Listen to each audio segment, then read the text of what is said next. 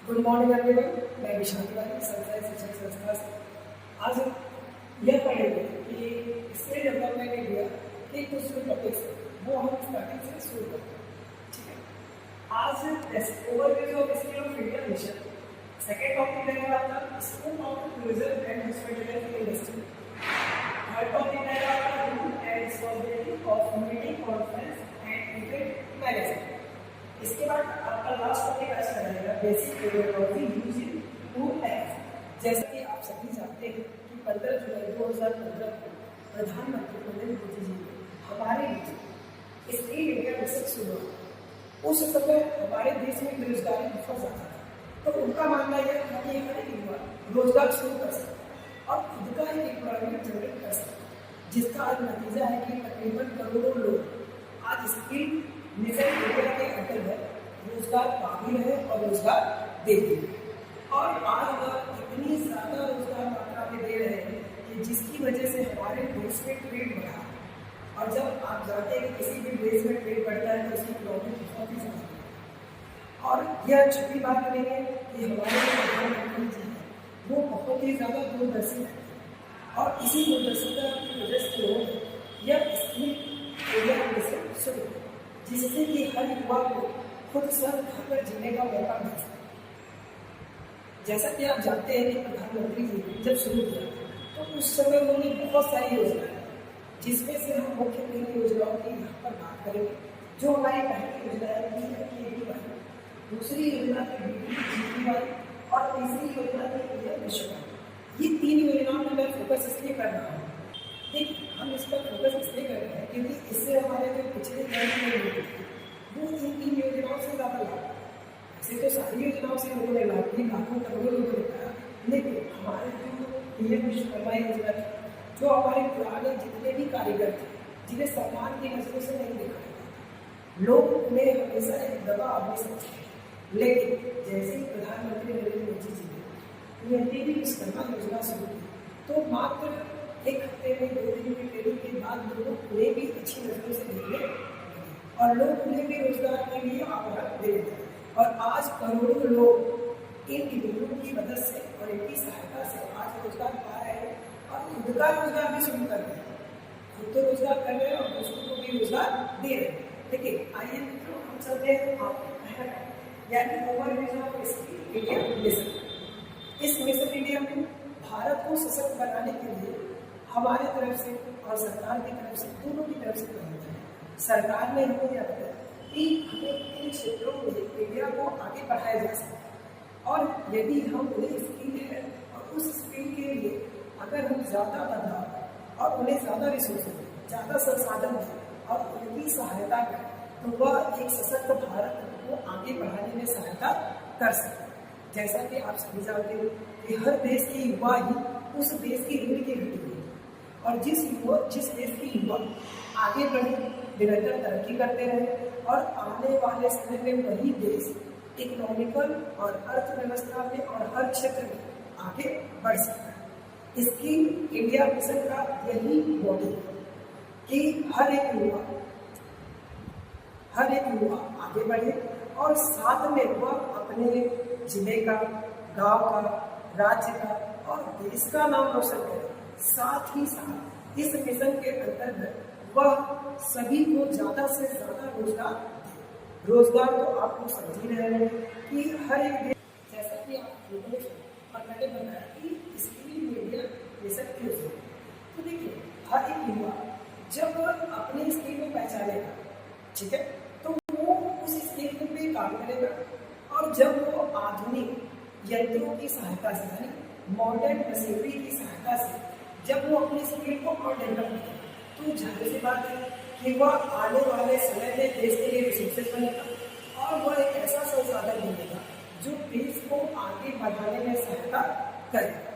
जैसा कि आप सभी जानते हैं कि हर एक व्यक्ति में अपनी एक अलग स्किल होती है, किसी में एक स्किल होती है जो बहुत अच्छा लगता है, किसी में पढ़ने की स्किल होती है या किसी पढ़ना बहुत अच्छा लगता है, किसी में खेलने की स्किल होती है।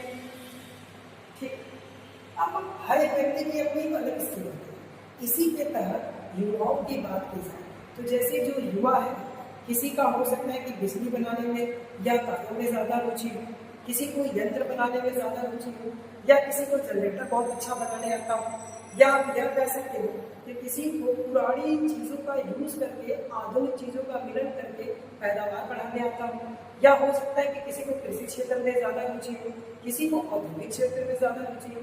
तो गवर्नमेंट ने उन्हें सबसे पहले स्किल इंडिया मिशन के तहत उनकी स्किल को डेवलप किया। उसने यह बताया कि आपके अंदर जो प्रतिभा छुपी हुई है उस प्रतिभा का सही जगह यूज करें, जिसके तहत ग्रामीण और शहरी क्षेत्रों में भी यह योजनाएं धड़ल्ले से चल रही है।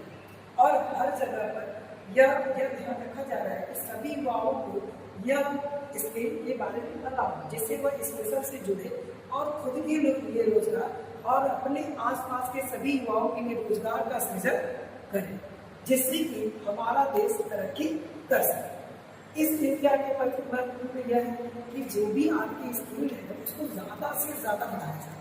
और आप सभी जानते हो कि अगर आप युवाओं को जितना ज़्यादा से ज़्यादा नई चीज़ें सिखाई जाए ताकि वो आधुनिक यंत्रों का सही इस्तेमाल करके अपने लिए और सभी युवाओं के लिए रोजगार का सृजन करें। और यही हमारे प्रधानमंत्री जी भी चाहते थे, क्योंकि पहले यह था कि सभी चलिए तो आपने समझ लिया कि इसलिए इंडिया मिशन क्या होता है।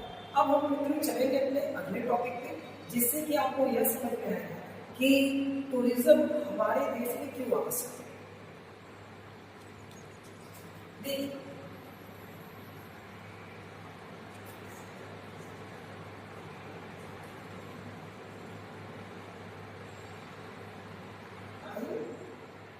याद रखिएगा जैसा स्कोप ऑफ टूरिज्म। अब स्कोप ऑफ टूरिज्म की बात करते हैं कि दुनिया में बहुत सारे देश हैं जो आज पूरी तरीके से टूरिज्म पर निर्भर है, जिसमें मैं आपके कुछ देशों का नाम दिला देता हूँ। नेपाल, भूटान, श्रीलंका, स्विट्जरलैंड, इंडोनेशिया, ठीक है। और हमारा भारत देश भी काफ़ी हद तक टूरिज्म पर निर्भर करता है। हमारे यहाँ पे बहुत सारे ऐसे जगह हैं जहाँ पर टूरिस्ट आकर वहाँ पर घूम सकते हैं, जैसे जम्मू एंड कश्मीर सब लोग जानते हैं, उसे स्वर्ग कहा जाता है। उसके अलावा हमारे यहाँ कर्नाटका, केरला, मुंबई और 8 अजूबों में से 7वां अजूबा हमारे देश में ही है, जिसे कौन नहीं जानता, सभी लोग उससे परिचित हैं, जिसे हम ताजमहल के नाम से जानते हैं। ताजमहल में भी बहुत सारे टूरिस्ट होती रहते हैं जो टूरिस्ट बाहर से आते हैं और वहाँ होते हैं। जैसे अब हम बात करते हैं उत्तर प्रदेश। उत्तर प्रदेश में एक शहर है वाराणसी। वाराणसी में टूरिज्म सबसे ज़्यादा होता है, जैसे कि यहाँ के विश्वनाथ टेम्पल, गंगा किनारे घाट्स और भी बहुत सारे यहाँ पे घूमने वाली चीज़ें हैं, सारनाथ है। तो यहाँ पे ये समझिए कि व्यापार हमारा बढ़ता है। जिस देश में जितना ज़्यादा टूरिज्म होता है वहाँ पर टूरिज्म का महत्व इसलिए भी बढ़ जाता है क्योंकि उससे व्यापार बढ़ता है और वहाँ की आर्थिक स्थिति बहुत ज़्यादा सुधरती है। इसीलिए किसी भी देश की अगर इकोनॉमिक की 30% ग्रोथ की जाए तो हम ये कह सकते हैं कि 30% की बढ़ोतरी उनके टूरिज्म से ही होती है। और इसीलिए काफ़ी देश अपने यहाँ टूरिज्म को बढ़ावा देने में ज़्यादा विश्वास रखते हैं और वो ज़्यादा से ज़्यादा टूरिज्म के लिए ही कार्य करते हैं। आपने देखा ही होगा कि जैसे वाराणसी सिर्फ खुद का ग्रोथ नहीं कर रहा है या सिर्फ वाराणसी की ही इकोनॉमिकल कंडीशन बेहतर नहीं हो रही है, वह देश की इकोनॉमिकल कंडीशन को भी बेहतर करने के लिए सहयोग दे रही है। और यहाँ से बहुत सारे ऐसे लोग हैं जो बाहर के देशों से आकर घूमना रहना पसंद करते हैं। जैसा कि आपको तो देखिए, जैसे कि हमारे बनारस शहर में घूमने के लिए बहुत सारी चीज़ें हैं, जैसे कि यहाँ का विश्व विख्यात जो है बनारसी साड़ी। यह बनारसी साड़ियाँ सिर्फ बनारस में ही नहीं, यूपी में ही नहीं, भारत में नहीं, विदेशों तक बेची जाती है। और यहाँ की बुनकरों द्वारा उसे हाथों से बनाया जाता है, जिससे कि लोग उसे ज़्यादा पसंद करते हैं, जिसमें किसी भी प्रकार की मशीनों का उपयोग नहीं किया जाता। अगर टूरिस्ट की बात की जाए तो ऐसा शायद ही कोई टूरिस्ट होगा जो बनारस आए और बनारस का पान ना खाए। यह हमारा टूरिज्म इंक्रीज हो तो यहाँ के जितने भी बिजनेस हैं वो क्या होगा, ग्रोथ, जिससे आपका मैन्युफैक्चरिंग आ जाएगा, ठीक है, पैकेजिंग आ जाएगा, डिस्ट्रीब्यूशन आ जाएगा, और उसके बाद जो तीनों से बढ़कर आता है डिमांड। यानी आप ये कह सकते हो कि जिस राज्य में या जिस डिस्ट्रिक्ट में या जिस देश में जितना सारा टूरिज्म होता है, हमारा बिजनेस उतना ही ज्यादा ग्रो करता है। यानी पूरी तरीके से बिजनेस कहा जाए तो टूरिज्म बिजनेस को आगे बढ़ाता है, साथ ही यह हमारी संस्कृति को भी बढ़ाता है कि जो भी लोग यहाँ आएंगे तो यहाँ की संस्कृति से प्रभावित हैं, तो वो लोग भी यहाँ की संस्कृति को अपनाते हैं और ज़्यादा से ज़्यादा ग्रोथ करते हैं। इस तरीके से यह कहा जा सकता है कि अगर हम चाहते हैं सबका साथ सबका विकास या सबका स्किल और सभी का अपना रोजगार, तो यह कहना गलत नहीं होगा कि जब आप टूरिस्टों को बढ़ाओगे, जब हमारे यहाँ टूरिस्ट बढ़ेंगे तब हमारे यहाँ व्यापार बढ़ेगा। तो मित्रों, आइए हम स्किल मिशन इंडिया के अंतर्गत इस स्किल को सीखें और आगे बढ़ने का प्रयास करें, अपने और दूसरों को भी रोजगार दें। अगला टॉपिक हम पढ़ेंगे। अगला टॉपिक है role and responsibility of meeting conference and event management. जैसा कि आप सभी लोग जानते हैं कि किसी भी वर्क को करने के लिए सबसे पहले हम एक प्लान करते हैं, एक ऑर्गेनाइज बनाते हैं, उस ऑर्गेनाइजेशन को अच्छे से मैनेजमेंट करने के लिए मैनेजमेंट का रोल बनाते हैं, जिसे हम प्रबंधन कहते हैं, जो कि सभी कार्यों का जायजा लेता है कि क्या सभी कार्य समय पर हुए हैं या सभी कार्य को जिन्हें दिया गया है वो उस कार्य को करते हैं या नहीं। देखिए, जैसे ही आप किसी व्यक्ति को कोई काम की बोल देते हैं, यानी वो उस कार्य को करने के लिए बोलते हैं, स्वतः ही उस व्यक्ति पर ज़्यादा रिस्पॉन्सिबिलिटी। यानी जब आप किसी व्यक्ति को कोई कार्य करने के लिए कहते हैं तो यह उसका दायित्व होता है कि वो उस कार्य को संपूर्ण और पूरा करे। अब हमारे लिए यह जानना अति आवश्यक है कि टूरिज्म के लिए मीटिंग की आवश्यकता है। आखिर किसी भी देश में अगर टूरिज्म करना है तो मैं मीटिंग की क्यों जरूरत है? मैं मुझे अगर मान लीजिए नेपाल घूमना है तो मैं गया नेपाल घूमा और चला है, उसके लिए मुझे मीटिंग करनी पड़ेगी? नहीं, मैं आपको ये नहीं समझा रहा हूँ कि वहाँ पर मीटिंग, मैं आपको यह बता रहा हूँ कि जिस जगह पर आप घूमने जा रहे हैं उसकी व्यवस्थाएं कैसे हैं। यदि आप कहीं टूरिज्म के लिए जाते हो तो आप जब गए और जब वह जगह आपको अच्छी लगेगी तभी तो आप किसी व्यक्ति को बताएंगे और तब वो व्यक्ति उस देश में या उस जगह पर घूमने जाए। तो वहाँ की जो कैबिनेट मंत्री है या एक तरीके से आप ये कह सकते हो कि वहाँ की करंट सरकार क्या करती है कि टूरिज्म के लिए पूरी तरीके से एक मंत्रालय का गठन करती है। वह मंत्रालय सिर्फ मीटिंग कर यह देखती है कि हमारे राज्य में या हमारे देश में किस जगह पर टूरिज्म के लिए ज़्यादा स्कोप है और वह उन जगहों का पहले चयन करती है। उन जगहों का जब वह चयन करती है तो चयन करते समय वह इन बातों का ध्यान रखती है कि सरकार की खर्च कम हो और इनकम ज़्यादा हो। देखिए, टूरिज्म का मतलब ये नहीं है कि कोई आया घूमा और चला गया। टूरिज्म का मतलब यह है कि वह व्यक्ति आए, घूमे, रहे और जाकर अपने देश में आपके देश के बारे में बताए। और उसी के लिए गवर्नमेंट क्या करती है? मीटिंग करती है, कॉन्फ्रेंस करती है और उसी के साथ साथ इवेंट मैनेजर्स की नियुक्ति भी करती है। ये हर डिस्ट्रिक्ट के लिए अलग होता है, स्टेट के लिए अलग होता है। और हम पढ़ते हैं रोल ऑफ मीटिंग। ये रोल ऑफ मीटिंग तो देखिए, रोल ऑफ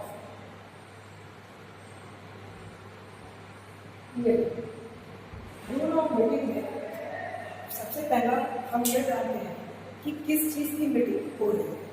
तो यहाँ पर हम टूरिज्म के बारे में जान रहे थे। तो जब टूरिज्म से रिलेटेड हमारी मीटिंग होती है तो कोई भी अगर टूरिस्ट आपके यहाँ आए तो हम यह देखते हैं कि किसी भी प्रकार की कोई परेशानी का सामना ना हो।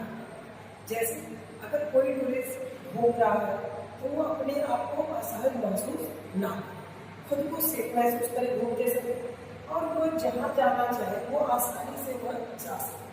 जैसे अगर टूरिस्ट को किसी मेडिकल इमरजेंसी की आवश्यकता पड़े तो हॉस्पिटल जहाँ वो घूमने आया है उससे 100-200 मीटर की दूरी पर ही होनी चाहिए।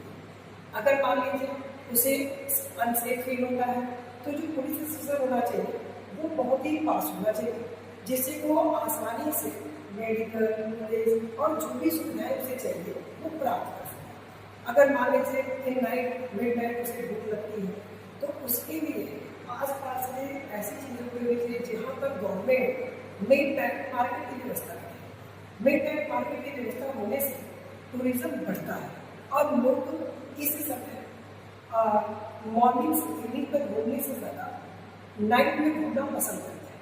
आपने देखा होगा कि जितने भी देश हैं वो ज़्यादा से ज़्यादा वहाँ के टूरिस्ट रात में ही घूमना पसंद करते हैं। तो गवर्नमेंट अब नाइट में भी मिड नाइट मार्केट लगाने का कार्य कर रहे हैं।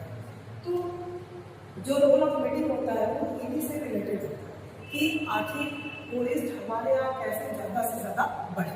जैसा कि आप सभी जानते हो कि ज़्यादा से ज़्यादा जितना टूरिस्ट आपके यहाँ आएगा उतना ज़्यादा से ज़्यादा आपके यहाँ के उत्पादन की हुई वस्तुएं बिक रहे होंगे, चाहे वो कपड़े, चाहे वो खाद्यान्न सामग्री हो, चाहे आपके यहाँ के कार्स हो, बाइक्स हो, या अगर बात करें हमारे जो वहाँ के छोटे मोटे व्यापारी हैं जैसे टोटो वाले, रिक्शा वाले, ठेले कुलचे वाले, फ्रूट्स वाले, तो इन सभी की रोजमर्रा की या रोजगार की जो सुविधाएं हैं या जो रोजगार है वो हमारे टूरिज्म से ही होती है। क्योंकि जब तक टूरिस्ट आएंगे नहीं तब तक वो लोग क्या करेंगे। जैसे मान लीजिए हमारे यहाँ 100 लोग ही हैं तो वो 100 लोगों को कहाँ तक लेकर जाएंगे, लेकिन अगर टूरिस्ट आते हैं तो उनकी इनकम ज़्यादा होती है। और आप सभी जानते हैं कि किसी भी देश में जितनी ज़्यादा टूरिज्म होगी उतनी ज़्यादा एम्प्लॉयमेंट होगी और किसी भी देश में जितनी ज़्यादा एम्प्लॉयमेंट होगी उतनी ही ज़्यादा ग्रोथ होगी। और जब किसी देश का ग्रोथ होगा तो उसका जो नेशनल इनकम है वो बढ़ते जाएगा। नेशनल इनकम में क्या होता है, जीडीपी यानी ग्रॉस डोमेस्टिक प्रोडक्ट। जब ग्रॉस डोमेस्टिक प्रोडक्ट बढ़ता है तो उस देश का जो पर पर्सन इनकम है वो भी बढ़ेगा और जिस देश का पर पर्सन इनकम बढ़ेगा उस देश को ग्रोथ करने से कोई रोक नहीं सकता। जैसे कि हमारे देश की बात करें तो ये हमारा देश विकासशील है, यानी इसको विकसित देश नहीं कहा जाता है। विकासशील इसलिए बोला गया क्योंकि विकास विकसित होने के अग्रसर है, यानी विकसित अभी पूरी तरह से हुआ नहीं। अगर विकसित देशों की बात करें तो अमेरिका, फ्रांस, जर्मनी, रूस, इंग्लैंड, ये सभी देश क्या है, विकसित देश। वहां पर हमारे यहाँ से ज़्यादा टूरिज्म होता है। क्यों? क्योंकि वहाँ की जो गवर्नमेंट है वो वहाँ की जो रोड मीटिंग होती है वो हर सेक्टर के लिए बजट बनाती है। ठीक है, हमारे देश में भी बनाया जाता है तो हमारी भी गवर्नमेंट रोल ऑफ मीटिंग को ज़्यादा मायने देती है और वह एक ऐसा बजट पेश करती है या एक ऐसी ऑर्गेनाइजेशन बनाती है, एक ऐसी मिनिस्ट्री बनाती है जो पूरी तरीके से सिर्फ टूरिज्म को बढ़ावा देने के लिए कार्य करे। ठीक है, अगला बात करते हैं रोल ऑफ कॉन्फ्रेंस।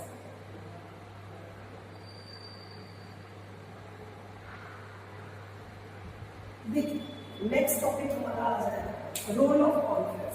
जैसा कि आप सभी जानते हैं कि इस समय आबादी बहुत तेजी से बढ़ रही है और हर व्यक्ति हर समय हर जगह पर टैक्सी नहीं पहुंच सकता है। तो इसीलिए मीटिंग में भी कई बार हम लोग कॉन्फ्रेंस कॉल का इस्तेमाल करते हैं या कॉन्फ्रेंस कॉल करते हैं या कॉन्फ्रेंस मीटिंग करके कॉन्फ्रेंस की बात करें। तो देखिए इसमें क्या होता है कि एक समूह में एक से अधिक लोग या ज़्यादा लोग होते हैं तो हम अपनी